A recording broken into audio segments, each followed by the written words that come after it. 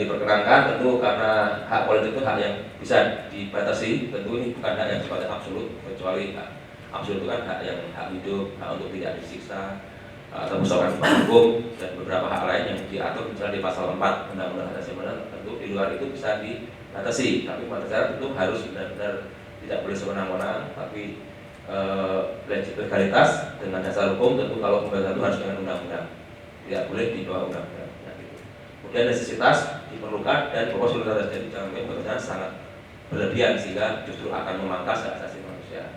Nah itu bisa diatur dalam pasal 28J Undang-Undang 45 dan 45 diatur beberapa norma bagaimana itu bisa dibatasi. Karena kita pernah mengalami penundaan pilkada ketika waktu itu boleh karena dalam konteks kesejahteraan publik. Nah, demikian juga dengan pembatasan hak pilih bagi TNI Polri itu ada alasan juga, itu boleh karena untuk alasan yang lebih besar dan sebagainya. Ini kami uraikan di sini, termasuk bagaimana kemudian pembatasan jabatan pejabat dua kali itu saya kira juga kami pandang itu juga bentuk dari pembatasan hak asasi manusia dihormati dalam konteks demokrasi yang lebih luas lagi. Lanjut, ini pelanggaran hak pemilu prinsip-prinsipnya tentu adalah keadilan pemilu yang merupakan instrumen yang digunakan untuk menjamin legitimasi demokrasi dan kredibilitas proses pemilu, dan itu sangat erat juga kaitan antara pemilu dan hak asasi manusia. Itu ada beberapa pelanggaran HAM, nanti mungkin ini masih terbatas, nanti kalau masukan itu kami sangat harapkan. Ini pelanggarannya baru 2 contoh yang kami sampaikan adalah negara membiarkan pemungutan suara di luar negeri yang menyebabkan kehilangan hak pilihnya, dan juga pembiaran terhadap pekerja yang tidak dapat dikontrol. Jadi baru 2, nanti kalau ada masukan lain yang sifatnya melengkapi kami sangat senang sekali untuk bagaimana bentuk-bentuk pelanggaran HAM yang terjadi dalam pemilu. Selanjutnya, jadi pemulihan atas pelanggaran pemilu adalah beberapa prinsip dan mekanisme adalah harus prosedur dan tepat waktu. Misalnya kemarin waktu kami di Aceh ada keluhan dari ini Pak penyidik, Pak Direktur, ada penyidik itu misalnya mereka dibatasi waktu Pak.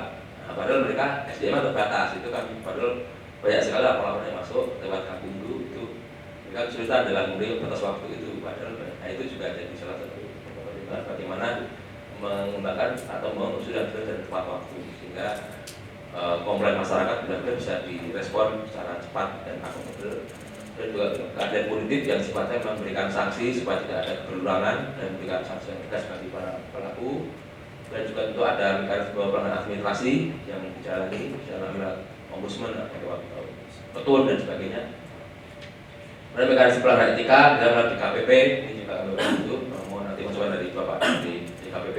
Kemudian ada tentu mekanisme pelanggaran pidana, tentu kita tahu ada Kakumdu. Nah tentu itu juga menjadi masukan maupun nanti bagaimana membuat Kakumdu itu menjadi sentra yang benar-benar efektif bagi masyarakat dalam menyampaikan, dan juga tentu juga peserta pemilu dalam menyampaikan dugaan-dugaan pelanggaran pidana di situ. Dan saksi juga tentu perlu, di sini ada LPSK yang tentu menjadi peran yang sangat penting bagaimana saksi itu juga diberi perlindungan ketika mungkin menjadi saksi dari pelanggaran pemilu atau politik uang, itu kan perlu dilindungi. Lalu keadaan administratif ini juga tentu sangat penting karena keadaan administratif itu menjadi salah satu mekanisme yang saat ini menjadi salah satu opsi yang sangat dipilih karena di tengah menumpuknya kasus-kasus pidana itu tentu menjadi salah satu mekanisme yang bisa ditempuh untuk memberikan keadilan bagi korban, tapi tentu sangat limitatif, tidak bisa semua itu diterapkan karena kalau diterapkan nanti jadi tidak terukur. Itu ada beberapa kaidah-kaidah ataupun peristiwa-peristiwa yang bisa ditempuh mekanisme ini. Nah, itu yang berikan. Nah, itu kalau lembaga ada Bawaslu, ada KPP, ada Polri dan sebagainya, itu tentu menjadi salah satu mekanisme yang saat ini ada untuk merespon mulai tadi ketika ada pelanggaran hak asasi manusia dalam ini. Nah ini alhamdulillah terakhir supaya banyak diskusi, mohon agak panjang. Nah, terakhir adalah kewenangan Komnas HAM. Jadi kewenangan itu sebenarnya lebih memorikan bagaimana SNP ini nanti dipakai Komnas HAM dalam tugas-tugasnya baik dalam konteks pemanfaatan dan penegakan hak asasi manusia. Termasuk Komnas HAM juga punya kewenangan dalam Undang-Undang PDRE, Undang-Undang 40 tahun 2008 tentang diskriminasi, bagaimana menggunakan SNP ini dalam konteks untuk upaya mengeliminasi atau menindak berbagai bentuk diskriminasi ras etnis dan konteks pemilu. Untuk kita dalam hal itu kita sangat erat dengan Polri koordinasi. Nah, selanjutnya ini terakhir Pak Ibu, ini SLP yang tadi kami susun, mohon nanti bisa ini SLP ini sudah kami dispensasikan sejak 2018 kepada ratusan lembaga sipil, banyak yang merespon dengan baik. Semoga nanti SLP yang ke-12 ini akan menjadi salah satu dokumen juga panduan yang akan mendorong HAM yang lebih baik di Indonesia dalam konteks bentuk pemilu. Ya, kami sampaikan, monggo nanti kami juga bisa share PowerPoint ini Pak Ibu sehingga nanti bisa mendownload dokumen-dokumen ini. Demikian dari kami. Selanjutnya nanti kami serahkan kepada Mas Kurnia sebagai moderator yang akan memandu jalannya diskusi kita pendidikan siang hari ini. Mohon maaf jika ada kekurangan. Assalamualaikum warahmatullahi wabarakatuh. Waalaikumsalam warahmatullahi wabarakatuh. Terima kasih Pak Mimin. Untuk selanjutnya kami serahkan kepada Mas Kurnia Ramadana selaku moderator dalam diskusi kita hari ini. Silakan Mas Kurnia. Ya, terima kasih. Selamat pagi Bapak Ibu. Assalamualaikum warahmatullahi wabarakatuh. Perkenalkan, saya Kurnia Ramadana dari Indonesia Corruption Watch atau ICW. Terima kasih Mas Mimin paparannya. Saya termasuk salah satu bagian dari tim Bapak Ibu bersama dengan ada Mbak Titi Anggreni dan Bang Fritz Siregar yang juga membantu Komnas HAM untuk menyusun standar norma pengaturan pemilu dan juga hak-hak kelompok rentan. Yang saya hormati Pak Saudrin, Mas Pram, dan Bapak Ibu semua dari lembaga negara, partai politik, ada aparat penegak hukum dan juga organisasi masyarakat sipil serta teman-teman dari jurnalis. Tadi sebenarnya sudah kita dengar paparan dari Mas Mimin. Ada sejumlah hal yang memang kita highlight di dalam SNP ini dan diharapkan bisa menjadi guideline atau petunjuk bagi pemangku kepentingan. Pemangku kepentingan di sini bukan hanya penyelenggara pemilu, bukan hanya KPU, Bawaslu, DKPP, tapi kami juga mention kepolisian. Di dalam SNP ini juga mention beberapa kementerian karena kami menganggap keberadaan dari lembaga negara, baik aktor negara maupun non-negara, menjadi krusial untuk menciptakan pemilu yang benar-benar belum berjurdil sebagaimana yang diatur di dalam Undang-Undang Pemilu. Tadi Mas Mimin juga sudah menguraikan, sudah ada berbagai sosialisasi dan juga bagaimana tim merumuskan beberapa pertanyaan, masukan yang itu kita harapkan bisa didapatkan hari ini dari Bapak dan Ibu sekalian. Misalnya tadi saya coba urai sedikit teknis yang ada di daerah-daerah ketika kami sosialisasi Bapak Ibu, misalnya terkait dengan kelompok rentan untuk warga binaan. Kami di dalam SNP itu mention secara langsung bagaimana penyelenggara pemilu harus memastikan ada administrasi sehingga para warga binaan itu mendapatkan hak pilih saat gelaran pemilu mendatang. Namun ketika kami sosialisasikan, ada yang memberikan masukan bagaimana jika misalnya secara teknis orang-orang yang ditahan di hutan sudah didata, tapi mendekati pencoblosan ternyata sudah disidangkan dan juga sudah ingkrah sehingga dia pindah ke lembaga pemasyarakatan. Bagaimana updating data itu bisa dipastikan? Itu kita mendapatkan masukan dari berbagai daerah dan juga bagaimana penyelenggara pemilu bisa memberikan edukasi bagi para warga binaan, baik di lembaga pemasyarakatan maupun di rumah tahanan. Selain dari itu juga kita juga mention tanggung jawab aktor negara, bagaimana Gakumdu sebaiknya untuk menegakkan undang-undang pemilu. Lalu ada juga aktor non negara. Kita menyebut di situ secara spesifik bagaimana teman-teman jurnalis punya tanggung jawab untuk memberikan edukasi berkaitan dengan pemilu, bagaimana organisasi masyarakat sipil bisa mengawasi proses pemilu, dan juga bagaimana tadi Mas Mimin sudah menyebutkan korporasi memastikan memberikan izin kepada para pekerja untuk menunaikan hak asasi manusianya untuk mengikuti proses pemilu, dan juga partai politik. Kita mention di sana sebaiknya partai politik menghadirkan calon-calon anggota legislatif yang berintegritas. Misalnya secara teknis jangan calonkan mantan koruptor gitu. Karena itu masyarakat punya hak untuk mendapatkan calon-calon yang berintegritas. Itu kita sebut di sana. Dan juga akademisi memberikan edukasi dan juga berbagai kelompok yang lain. Dan itu Bapak Ibu, jadi harapannya pada siang hari ini sifat dari Komnas HAM mendengarkan dan mencatat, karena masukan Bapak Ibu tentu akan kami diskusikan kembali dan kami sangat pertimbangkan untuk bisa diakomodir di dalam draft SNP yang mudah-mudahan dalam waktu dekat bisa segera diplenokan di Komnas HAM sehingga bisa langsung disahkan. Saya rasa itu Bapak Ibu saya berikan kepada Bapak Ibu, silahkan kalau ada yang mau memberikan masukan, pertanyaan, klarifikasi terhadap poin-poin yang di dalam dokumen di hadapan Bapak Ibu sekalian. Saya persilahkan. Oh silakan Pak Kikin Tarijan, silakan. Baik, terima kasih. Selamat siang Ibu dan Bapak sekalian. Salam sejahtera untuk kita semua. Assalamualaikum warahmatullahi wabarakatuh. Ibu Bapak dari semua instansi yang saya hormati, pertama saya mengucapkan terima kasih bahwa masyarakat disabilitas sudah begitu mendapatkan tempat yang sangat baik ya. Dari semua instansi lembaga sudah menempatkan kami dalam tempat yang sangat baik. KPU pada hari ini, kepolisian itu hampir setiap hari kalau Pak Kapolri bicara, selalu ada yang bicara ya. Aparat penegak hukum juga Pak, itu paling baik, akomodasi yang layak yang diberikan kepada kami. Kemudian yang kedua terkait dengan pembahasan kita pada kali ini, seperti disampaikan tadi oleh Bapak Wakil Ketua, pada prinsipnya kan tidak ada satu orang pun yang tertinggal ya, mau left behind. Artinya satu suara itu sama, satu suara Kikin Tarigan penyandang disabilitas dengan satu orang presiden sekalipun itu sama harganya. Maka itu perlu dijamin secara baik. Untuk itu juga sudah baik bahwa pada hari ini kita disampaikan secara bersama jumlah pemilih disabilitas itu berjumlah 1, sekian. Itu kita terima dulu ya, karena tentu jumlah penyandang disabilitas lebih dari angka tersebut. Barangkali belum ada yang belum terdaftar, walaupun sebetulnya dia sudah tercantum di dalam daftar pemilih ya, tetapi tidak disebutkan sebagai daftar pemilih penyandang disabilitas. Salah satu faktornya adalah seperti di dalam naskah ini juga pentingnya petugas memahami penyandang disabilitas, walaupun tugas dan pokoknya pasti bukan seperti itu ya.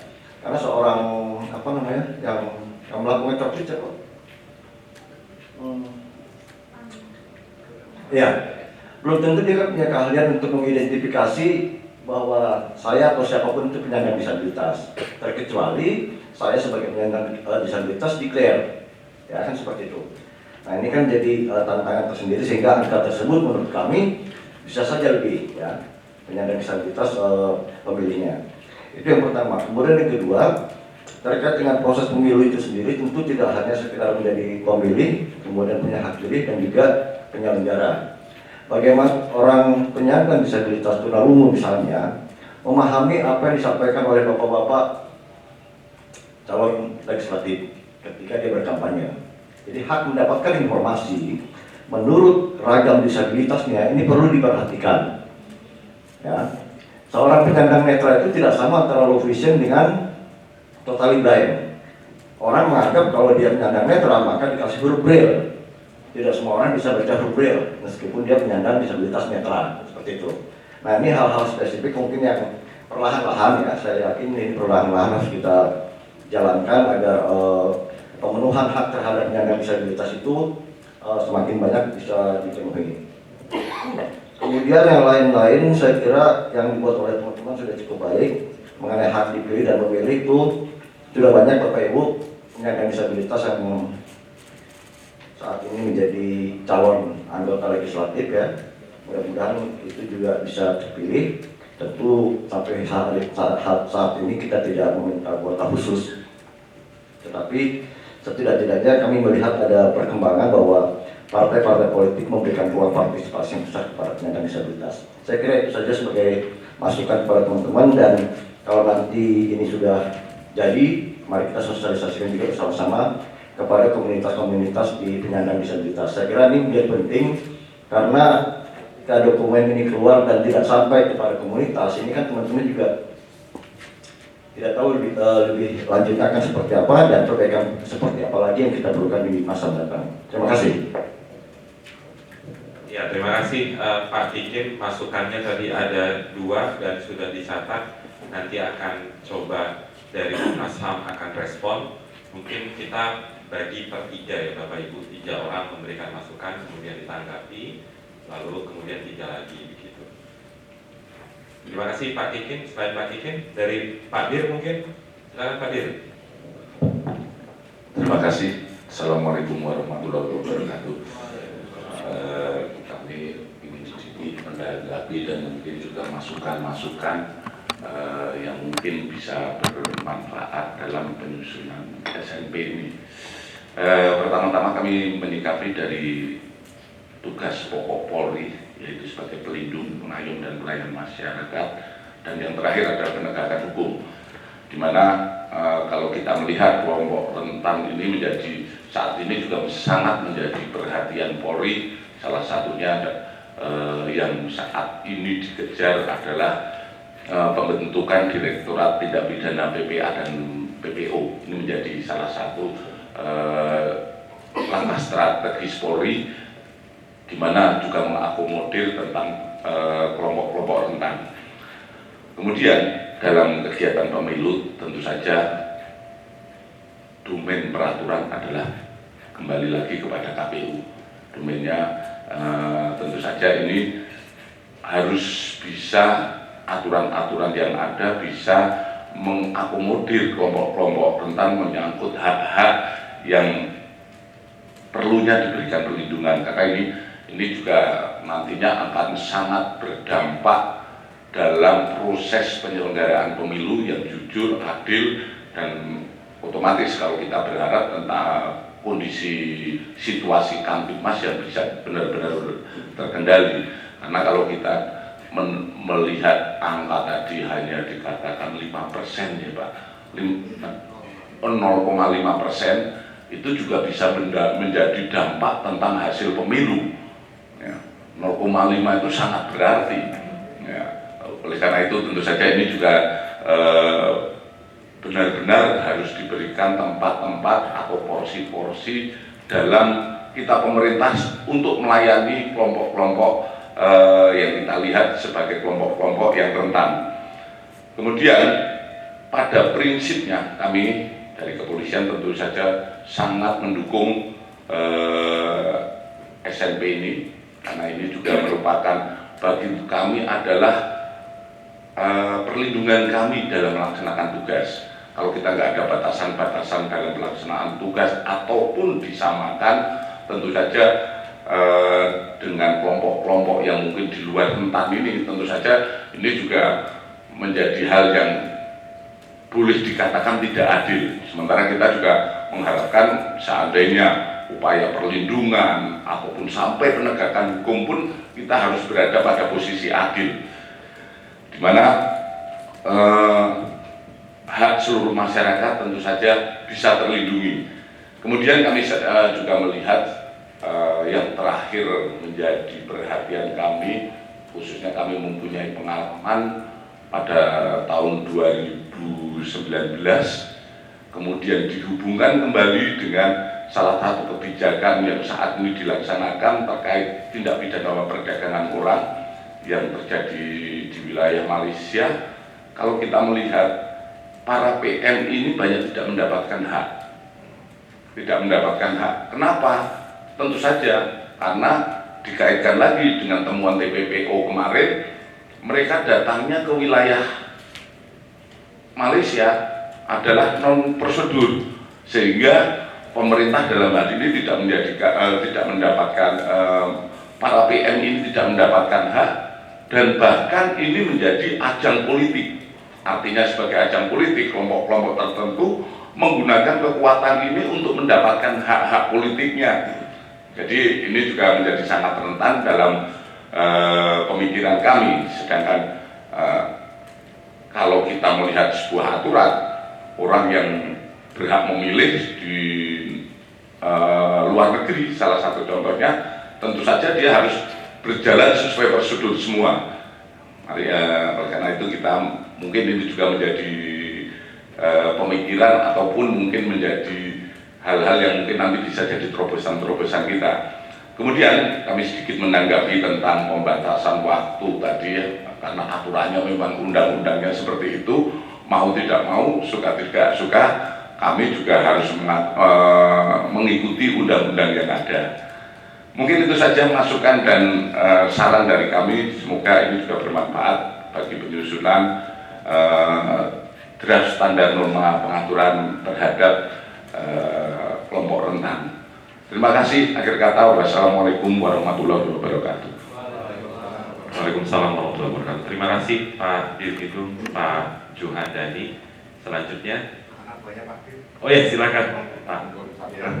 Biar hiperlink Pak. Mohon izin para pimpinan dan peserta rapat, langsung saja pada poin di halaman 42. Saya insya Allah lebih teknis saja pada posisi nomor 240. Di situ disebutkan bahwa Undang-Undang Polri memberikan penanganan in absentia dan seterusnya untuk pengaturan penanganan tindak pidana pemilu. Tidak pidana, kepolisian dan kejaksaan diminta untuk mengatur pengaturan internal terhadap pemeriksaan in absentia yang dapat dipergunakan oleh seluruh anggota kepolisian dan kejaksaan dalam proses penanganan pelanggaran pidana pada pemilu 2024. Ini sebenarnya sudah ada di dalam Perbawaslu 3 tahun 2023. Artinya, coba sama-sama dilihat di pasal 30. Jadi kalau di in absentia, Bu Titi hadir saat ini ya? Nah, ini masih ingat Bu, zaman itu saya menitipkan untuk in absentia dan beliau yang mengawal. Insya Allah begitu Bu ya. Nah, itu sudah kita ejawantahkan dalam Perbawaslu. Di dalam Perbawaslu itu ada ketentuan yang bunyinya begini. Dalam hal penyampaian hasil penyidikan dilakukan tanpa pemeriksaan tersangka, penyampaian harus disertai dengan administrasi pencarian keberadaan tersangka dalam berkas perkara sesuai dengan ketentuan yang diatur dalam Undang-Undang mengenai pemilu. Artinya apa? Sudah ada panggilan pertama, kedua, kemudian surat perintah penangkapan, kemudian DPO, kemudian ada pemberitaan di media lokal maupun nasional. Itu baru bisa dilakukan dengan cara in absentia, dan itu sudah kita atur. Kalau nanti diatur dan atau tertulis di sini seolah kami tidak mengatur, bukan saya protes ini, tapi cuma nggak pas saja. Itu yang pertama, mohon izin. Kemudian yang kedua ada di halaman 248. Maaf, sebentar. Di poin 273 untuk yang bersifat ad hoc itu kan diserahkan kepada lembaga permanen dalam kaitannya dengan pelanggaran etik. Nah, ini yang kami keluhkan ataupun yang kami terima, walaupun saya bukan di lembaga itu, mohon izin Pak Pramono, ini rekan kerja sejak di Banten. Nah, ini kadang-kadang baru ada informasi awal itu langsung dijas tanpa melalui klarifikasi, langsung diterbitkan surat keputusan tanpa melalui memanggil, mengundang dan seterusnya. Layaknya lembaga ad hoc yang sedemikian rupa. Ini nggak boleh dan kita tidak boleh dolim. Artinya apa? Kami mengusulkan di halaman di nomor 273 itu disertai dengan nomenklatur diksi yang menyatakan bahwa harus melakukan panggilan, kemudian melakukan klarifikasi, kemudian melakukan pleno untuk menetapkan apakah yang bersangkutan dijatuhi etik ataukah tidak. Sementara itu nanti mudah-mudahan gayung bersambut sebelum ditutup. Sekian, assalamualaikum warahmatullahi wabarakatuh. Waalaikumsalam. Terima kasih masukannya dari teman-teman Mabes Polri. Ada lagi, Pak, silakan.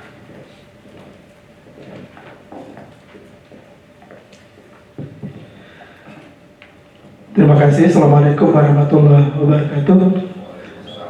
Izin saya Darsad dari Kementerian Hukum dan HAM. Yang pertama, tentu kami apresiasi kepada Komnas HAM yang menyusun SMP terkait dengan hak kelompok rentan dalam mengikuti pemilu. Kalau kita lihat bahwa pemilu ini kan diatur juga di dalam Undang-Undang Dasar, artinya hak konstitusi. Selain itu, kita juga punya kewajiban sebagai negara. Di Undang-Undang Dasar pasal 28I ayat 4 bahwa penghormatan, perlindungan, pemenuhan, penegakan dan pemajuan HAM itu kewajiban negara, terutama pemerintah. Artinya kalau berbicara negara, kita semua wajib dalam melaksanakan pemilu ini dengan baik. Itu yang kedua. Kemudian selanjutnya dalam Undang-Undang 39 juga bahwa setiap warga negara mempunyai hak untuk ikut dipilih dan memilih. Artinya siapapun warga negara kita, baik yang normal maupun yang kelompok rentan ini mempunyai hak yang sama untuk mengikuti pemilihan umum. Ini yang penting untuk kita semua. Kemudian saya mungkin melihat secara langsung aja ke hak warga binaan. Bapak Ibu sekalian, kalau di Kementerian Hukum dan HAM punya warga binaan dan punya tahanan, itu yang krusial banget. Nah ini sifatnya dinamis, berubah-ubah terus datanya, karena ada yang masuk, ada yang keluar. Ini yang penting diperhatikan oleh teman-teman di KPU. Bapak Ibu sekalian, ketika sudah didaftar di lapas, nah kemudian beberapa waktu ke depan bebas bersyarat, artinya mereka udah di luar. Nah bagaimana caranya mereka yang sudah terdaftar di lapas itu di luar bisa ikut coblos? Itu yang pertama. Terus yang kedua, yang disampaikan tadi, ketika tahanan dalam waktu dekat ingkrah, tempatnya pindah dari rutan ke lapas. Nah itu juga administrasinya harus sesuai juga. Jangan sampai administrasinya tetap di rutan, sementara dia sudah di lapas. Karena kadang-kadang tidak semua di lapas terdekat, kadang-kadang ada yang dibawa jauh. Misalnya dibawa ke Nusa Kambangan misalnya, kan sangat jauh tuh. Oleh karena itu administrasinya harus bagus. Nah kemudian yang ketiga Bapak Ibu sekalian terkait dengan tempat. Nah ini harapan kami, kalau tempat itu ya ada khusus, apalagi yang isinya banyak. Nah kalau di luar risikonya sangat tinggi. Yang dibawa keluar, yang di dalam aja bisa membobol-bobol tembok segala macam, apalagi dibawa keluar. Nah oleh karena itu riskan dan resikonya tinggi, dan dampaknya terhadap pegawai kami luar biasa. Nah oleh karena itu menjadi perhatian kita semua, terutama KPU. Nah harapan kami ada TPS di dalam. Ini penting untuk kita semua Bapak Ibu sekalian dalam rangka mengawal pelaksanaan pemilu ini yang baik. Nah, kemudian selanjutnya pembatasan-pembatasan yang disampaikan tadi memang ada dalam rangka tentu dengan undang-undang, dalam rangka memperhatikan ketertiban umum, hak asasi manusia orang lain, kemudian ada etika, nilai-nilai agama juga harus diperhatikan karena diatur dalam undang-undang. Nih untuk jangan sampai HAM itu bebas-bebasnya, padahal dalam aturan internasional maupun nasional sudah ada diatur, ada pembatasannya. Nah, karena itu mohon kita kerjasama semuanya ketika kita melaksanakan edukasi kepada masyarakat, jangan sampai bebas semuanya. Termasuk ada kelompok rentan di sini terkait dengan transgender. Jangan sampai pembatasan yang diatur dalam undang-undang terkait dengan etika nilai-nilai agama tadi dilanggar. Nah, itu penting banget untuk kita semua. Sementara hak-haknya yang lainnya ya tetap negara untuk memenuhinya tanpa terkecuali, tanpa diskriminasi. Nah, kemudian yang mungkin yang terakhir khusus yang untuk difabel, mungkin ini yang sangat krusial banget ketika pelaksanaan pemilunya. Kadang-kadang ya ada hal-hal yang tidak kita harapkan, misalnya kalau dibawa ke TPS ada yang mendampingi. Kadang-kadang petugas TPS yang mendampingi, dia ya milihnya ini kadang-kadang apalagi yang tunanetra. Nah, oleh karena itu perlu menjadi perhatian kita bersama, terutama penyelenggara KPU. Sementara ini dulu, mudah-mudahan nanti, karena tadi bacanya hanya tadi pagi doang, mudah-mudahan nanti bisa berkembang lagi. Terima kasih. Assalamualaikum warahmatullahi wabarakatuh. Ya, terima kasih dari Kemenkumham, Bapak Ibu. Selain dari masukan secara lisan dalam kegiatan kita siang hari ini, kita juga membuka email ya, Mas Mimin. Jadi ada juga beberapa di daerah kemarin ketika sudah membaca lebih lanjut, kemudian mengirimkan masukan kepada tim penyusun SNP, dan itu sangat dimungkinkan untuk bisa dilakukan. Selanjutnya sudah ada yang angkat tangan di Migranter, silakan Ibu.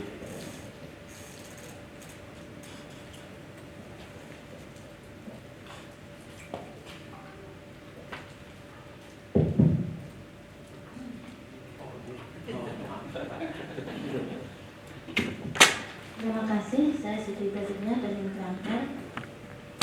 Kebetulan waktu tahun 2009, 2014, 2019 saya memantau di Kuala Lumpur dan banyak sekali kerawanan ya, migran. Nah, saya membaca ini juga baru kemarin ya. Nah, sebenarnya dalam definisi pekerja migran itu bukan hanya mereka yang sedang di luar negeri bekerja, tapi mereka yang baru akan berangkat itu udah pekerja migran. Kalau dalam definisi pekerja migran dalam undang-undang pekerja migran ya, pekerja migran. Nah, yang dalam draft ini yang diatur baru yang pekerja migran yang sudah bekerja di luar negeri.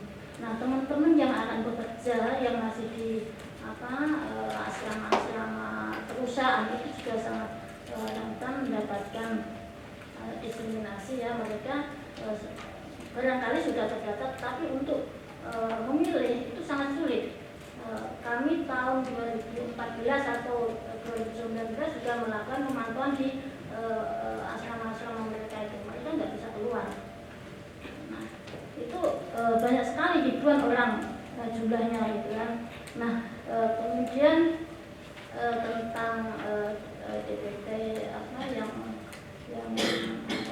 DPT LN itu yang turun ini juga patut dicurigai ya, karena jumlah pekerja migran ini kan jutaan. Kenapa DPT hanya 1,7, bahkan turun dari tahun 2019 begitu. Teman-teman pekerja migran yang tidak terdata itu mayoritas juga ingin memilih gitu kan. Tahun 2019 saya melakukan pemantauan itu di sekolah Indonesia Kuala Lumpur. Itu banyak sekali yang bahkan pemilih yang terdata sama yang nggak terdata itu malah kebanyakan yang nggak terdata. Nah, waktu mereka untuk memilih itu kan dibatasi setelah yang terdata ini memilih. Kemudian ketika mereka waktunya bisa memilih, jam untuk memilihnya mepet sekali, udah mau tutup gitu kan. Nah, ini yang mesti kita pikirkan mungkin ya. Nah, itu yang kedua. Kemudian tentang perlawanan teman-teman yang ada di perkebunan ya. Surat suara itu kan data datangnya beberapa hari gitu ditaruh di situ. Nah itu kan nggak ada yang ngawasin, itu potensi kerawanannya sangat tinggi. Kemudian setelah dicoblos itu ditaruhnya itu di gudang yang penjagaannya dipertanyakan gitu kan.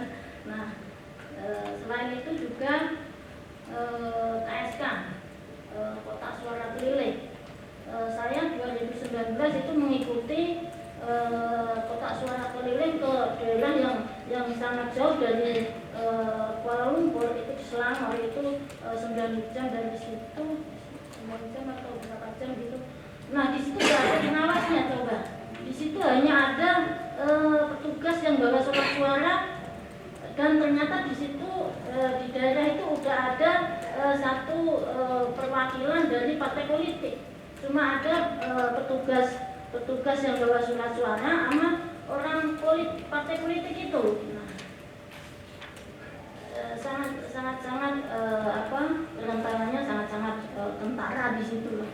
Nah, mungkin itu dulu ya. Jadi pekerja migran itu yang akan bekerja, yang bertempat di asrama-asrama atau di penampungan. Sebenarnya dalam undang-undang pelindungan pekerja migran sudah tidak boleh ada penampungan, tetapi faktanya hingga saat ini masih banyak pekerja migran itu di penampungan begitu, karena undang-undangnya belum terimplementasi dengan baik. Dan itu ribuan jumlahnya. Dan saya kira akses mereka untuk memilih itu hingga saat ini belum didapat. Terima kasih. Ya, terima kasih Ibu tadi memberikan masukan soal pekerja migran yang belum berangkat di penampungan, jumlahnya ribuan dan khawatirnya terlewat untuk didata administrasinya jelang pemilu mendatang. Selanjutnya, silakan dari Kemendagri dulu, Bapak. Setelah itu bergiliran. Terima kasih. Assalamualaikum warahmatullahi wabarakatuh. Selamat pagi dan salam sejahtera untuk kita semua.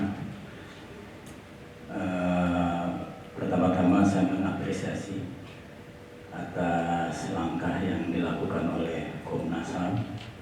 Tentu penyusunan NSP ini adalah